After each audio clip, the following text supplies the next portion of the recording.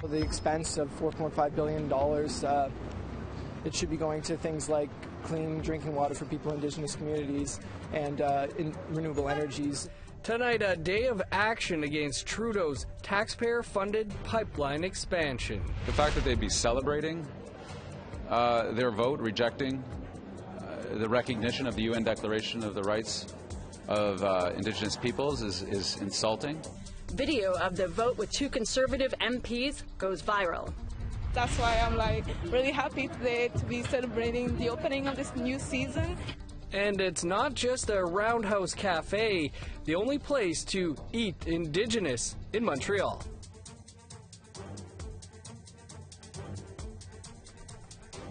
Good evening, welcome to APTN National News. I'm Dennis Ward. And I'm Melissa Ridgen. The Manitoba Métis Federation is dragging the province to court for quashing a deal between the Métis and Manitoba Hydro.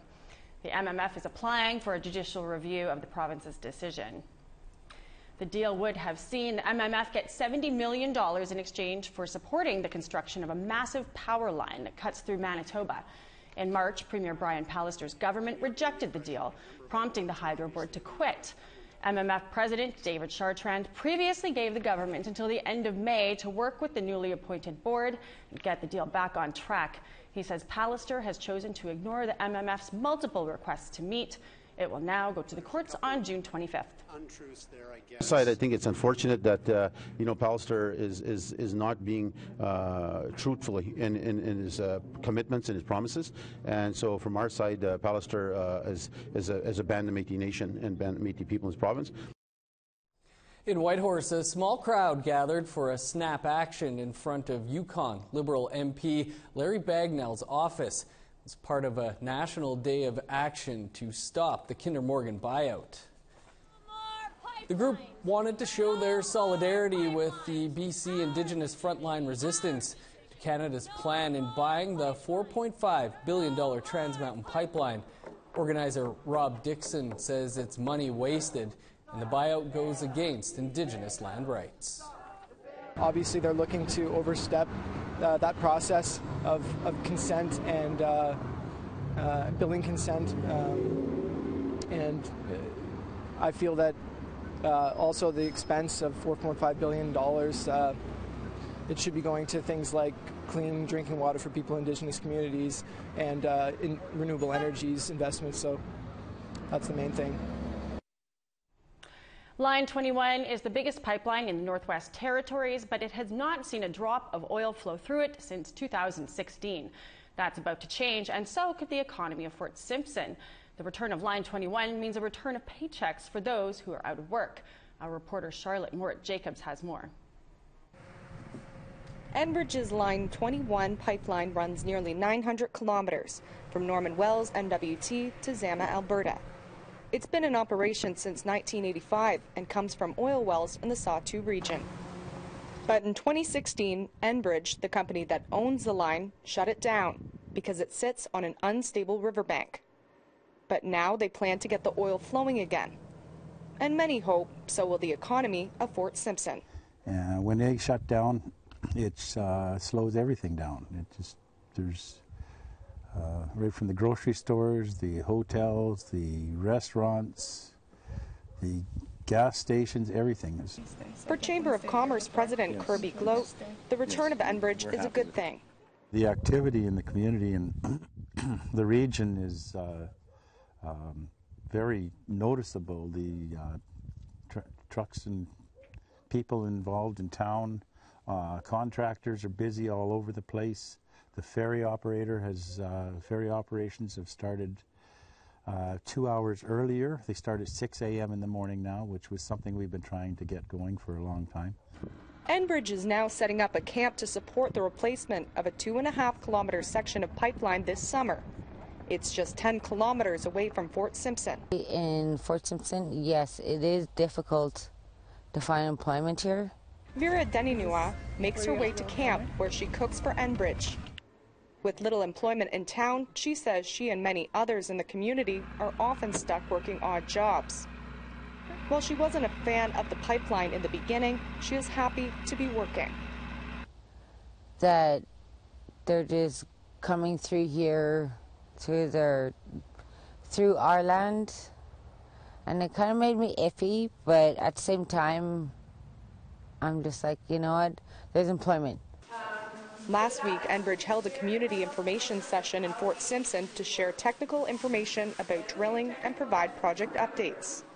Enbridge says 45 people have been hired so far, with 3/4 of those workers being Indigenous. Catherine Pennington with Enbridge says the project will employ 120 workers at its peak. The drilling will start most probably mid to late June, could be early July. It will all depend on the weather, a number of technical issues.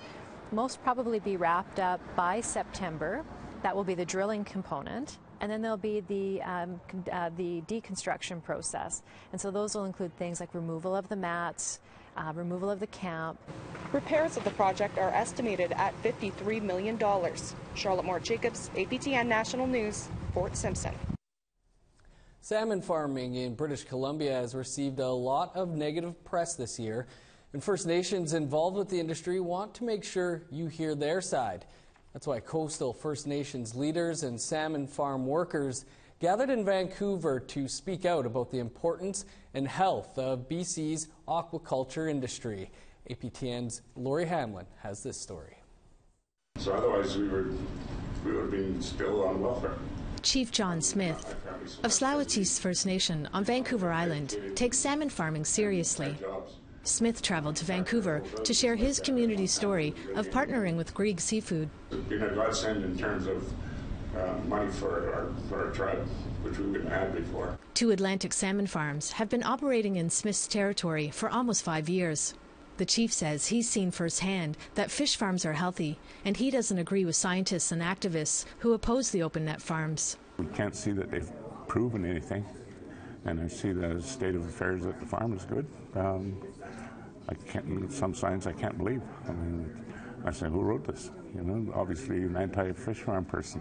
For the last 2 summers, the Sea Shepherd Conservation Society has conducted controversial research on salmon farms along BC's coast. Their vessel, the Martin Sheen, is now in Victoria, ready to embark on its 3rd trip. But Chief Smith is warning the activists to stay out of his territory. I told Alexander Martin and Paul Watson, stay away. You're not welcome in my territory. You're coming there to do harm. If you ask, maybe we'll say, come on, have a look. Maurice Isaac, also from Tsleil-Waututh First Nation, has been working in the salmon farming industry for 18 years. He manages Midsummer Island Fish Farm, owned by Marine Harvest Canada, which was occupied by First Nations activists for several months last year. What people don't know is these activists spend hours and hours and hours with a camera on a pole in the pen to catch one glimpse of one fish that they will use over and over. Isaac doesn't believe that salmon farms are causing harm to wild fish and says it's time for both sides on the issue to talk. My opinion on it is all the science, all the data, both groups, for, against, we need to come together, whether we like it or not, in a room and look at it all, study it all, go over it all, and whatever the beast reveals, it's what it is. In just 3 weeks, many fish farm tenures are up for renewal in the Broughton Archipelago. Isaac is worried he and his staff may lose their jobs, which are very hard to come by. We're worried we won't get renewals, but we're also positive about it as well. The industry has done nothing but grow in a positive way. It's sustainable. Why the government's going to shut us down because some First Nations don't like us, some people don't like us. Lori Hamlin, APTN National News, Vancouver.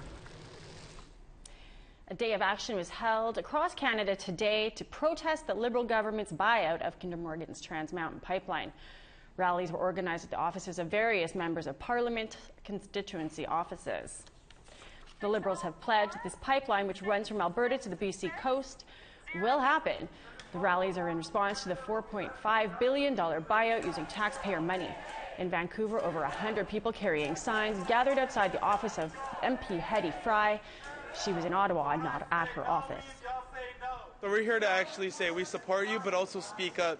She has been a little bit silent recently. You know, the Liberals have really tried to silence her, and right now we're here to actually support her and actually ask her to speak up, tell the truth. You have your people that you have to represent, and what we want represented is that this pipeline is not happening. We don't want this pipeline. No means no. We don't want this. We're here, we're angry, and we're here to support our politician. And we've just learned that Prime Minister Justin Trudeau plans to visit Chiem First Nation tomorrow. The chief there, Ernie Cray, has been a vocal supporter of the pipeline. Now, time for a quick break, and then video of two Conservative MPs high-fiving after voting against a bill on the UN Declaration on the Rights of Indigenous Peoples has gone viral. And a journalist arrested while covering the protest at Standing Rock has been found not guilty. But first, here's a look at Tuesday's weather forecast.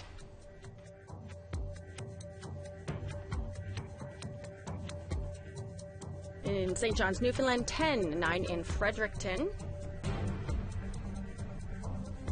Happy Valley Goose Bay will be 8, 3 degrees and rain over in Nain. Cloudy and 12 in Saguenay, 16 in Montreal. Cloudy in Ottawa and 14. Sault Ste. Marie will be sunny and 13. Kapuskasing, Big Trout Lake, 15 and 16. 13 in both Island Lake and Norway House. Winnipeg can expect 24 and sunny, Brandon 25, and a beauty day in southern Saskatchewan with sun and low 20s, temperatures throughout. Different story up north, just 6 in Stony Rapids and Uranium City.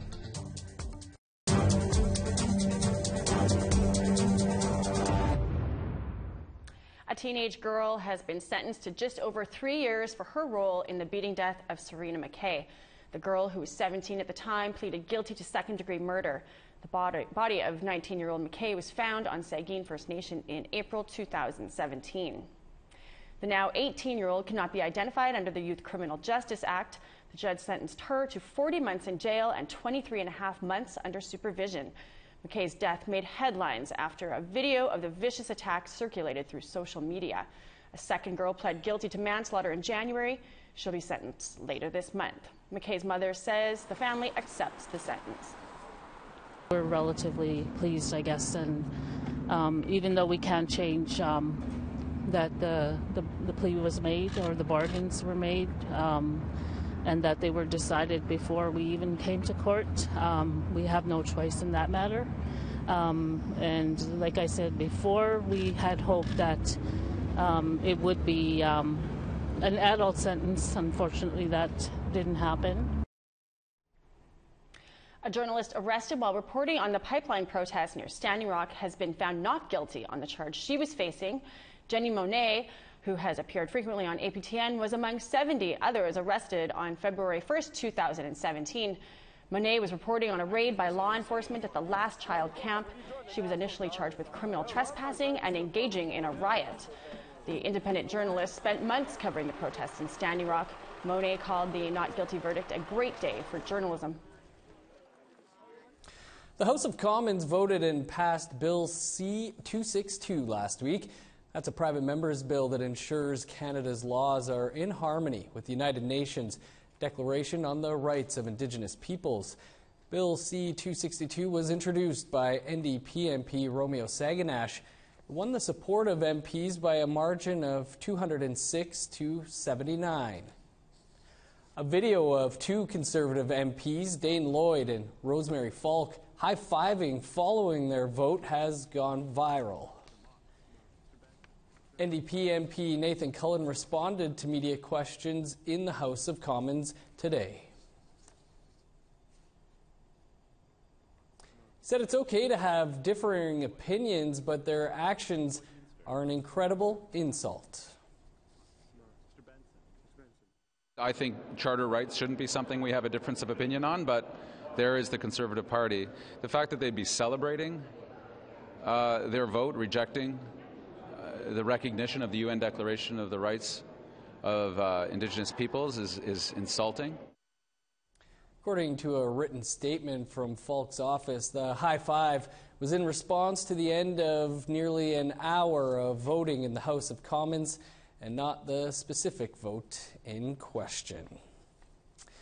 Still to come, a Cree filmmaker is on her way to the most famous Comic-Con of them all. And the Google Doodle is honoring a runner from Six Nations territory. But first, here's a look at a story we'll have for you in the coming days. I'm Kent Driscoll in Iqaluit. Clyde River Nunavut is home to Nunavut's only cultural school, a school dedicated to the study of Inuit culture. But is the $30 million facility going to be converted into a rehab center? That's coming soon on APTN National News.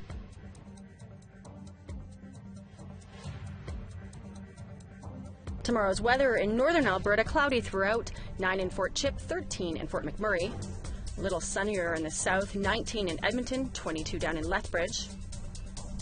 BC is mostly cloudy, 15 in Bellacoola, 16 in Victoria. 14 in both Fort St. John and Prince George. To the Yukon, clouds, 13 in Whitehorse and 18 up in Old Crow. Sunny and 16 tomorrow in Norman Wells. Yellowknife is 7. Sunshine and 1 degree in Sax Harbor, 9 with a mix of sun and cloud in Deline. In Nunavut, low single-digit temperatures everywhere, but a mix of sun and cloud. Minuses, though, in Igloolik, -2 in Resolute.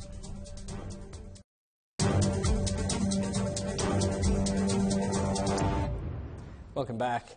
The Roundhouse Cafe in downtown Montreal just opened up for its 4th season. This unique cafe has very special goals for its surrounding community. Danielle Rochette reports. The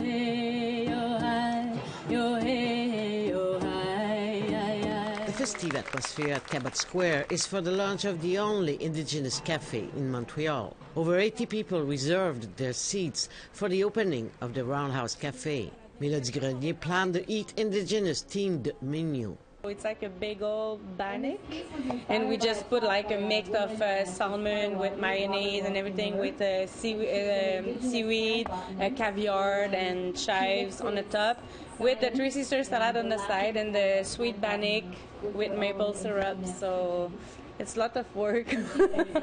Inuit artist Natasha Canapé-Fontaine is proud to be the cafe's ambassador this year. The Roundhouse Cafe is almost like the name. It's kind of circle that we are creating here, and also everyone is part of the circle, and everyone is working for the well-being of everyone. So that's my kind of thinking, and that's my way of making things in life. So for me, it's I'm really inspired by that project. So that's why I'm like really happy today to be celebrating the opening of this new season. Born from a partnership between the Ville-Marie Borough and l'Itinéraire magazine, the project aims to create bridges between Aboriginal and non-Aboriginal people and create jobs, says Charles-Éric Lavery, the Chief of Social Development for l'Itinéraire. It's not only a cafe, it's also kind of a social project. So it makes it's Indigenous, homeless people, or people at risk of becoming homeless work, and so it's a social vocation. So we also offer free meals, free coffee to homeless Indigenous people. The Roundhouse Cafe location in Cabot Square puts them in neighborhood frequented by homeless Indigenous people, and the cafe already hired a few with the hopes of attracting more to their summer program. We're going to offer the opportunity to 20 Indigenous people, homeless people, or at risk of finding against homeless, to work, to get revenue, and to get paid the same day. So we're pretty proud of that project. Josie Proulx drove 200 kilometers to attend this event, and she plans to come back. Je crois que c'est peut-être une obligation sociale. Je crois qu'on se rencontre. Qu'on se rencontre dans une atmosphère où tout le monde est à la même place. La nourriture est probablement une des meilleures façons de créer ces rencontres-là. The Roundhouse Cafe will be to the end of October open for anyone who wants to eat Indigenous. Danielle Rochette, APTN National News, Montreal. A Cree filmmaker from Manitoba is set to travel all the way to San Diego, California. She was invited to speak at one of the most popular and long-standing Comic Cons in the world. Ashley Branson has more. Sonia Ballantyne hails from Mississippic Cree Nation in northern Manitoba. She's always been drawn to stories about superheroes, but growing up, she noticed something. In all my favorite movies, there is not a person of color in them as in a big role. She's created short documentaries that focus on positive Indigenous women and girls representation, like Crash Site and My Boy. Now she's heading to the International Comic Con in San Diego. The event runs from July 19th through to the 22nd. She says she'll be the only Cree woman speaking on the panel. I will be speaking about mostly my experiences as an Indigenous artist, trying to create more of a scene where stories that don't get a lot of that people don't think are as serious as movies about residential school get as much play. So it's me just saying those stories are important too. Sonia didn't realize just how expensive the trip would be. She calculated she would need $3,400 for airfare and hotel. After already exhausting her financial resources and grants for her upcoming project, she decided to turn to the crowdfunding platform GoFundMe. She didn't expect it to take off, but 4 days later, she raised just over $3,700, thanks in part to celebrity likes and retweets on Twitter. And I was really overwhelmed by the support I got from complete strangers who just read the story on GoFundMe and gave me so much money, and I was very happy about that. Sonia says she's excited to be able to represent Northern Manitoba at such a large event. I'm an emerging filmmaker. I'm still an emerging writer. I'm still trying to get my work out there and seen, and being given this opportunity is really overwhelming, and I'm hoping I don't mess it up. The additional money that's raised over the $3,400 will go towards funding film programs for Native women and girls through the Winnipeg Film Group or the National Screen Institute that offers Aboriginal programming. Ashley Branson, APTN National News, Winnipeg. A Mark Hamill retweet. Have fun in San Diego. Google is celebrating the 131st birthday of Onondaga long-distance runner Tom Longboat today. Longboat hails from the Six Nations territory near Brantford, Ontario. He took on all comers back in the day, setting a record in the 1907 Boston Marathon. He couldn't finish the 1908 Olympic Marathon in London, England, but beat the same group of runners in a rematch in New York City a year later. He also served as a messenger in World War I, being wounded twice. Legend has it Tom gave his brother a half-hour head start in a race to Hamilton. His brother was driving a horse-drawn cart and Tom was running on foot, but still won. Every year, family members hand out the Tom Longboat Award to an Indigenous athlete. Pretty cool. Maybe Google will continue that all through National Indigenous History Month. And as you no doubt noticed, Melissa Ridgen is here tonight and will be every night as the new co-host of APTN National News. Melissa, our viewers are likely a little familiar with you and your work. Yes, I think fans of APTN Investigates would recognize me from there, but I've, after 9 years, have come to join you here on the news desk. And did you know that we are only the second APTN Métis News host crew in APTN's history? The last would be Todd Lamrand and Holly Bernier. That was many, many moons ago. Many moons ago. Wow, that is incredible trivia for APTN News. There you go. Well, thanks for being here with us tonight, and looking forward to having somebody up here with me every night from here on in.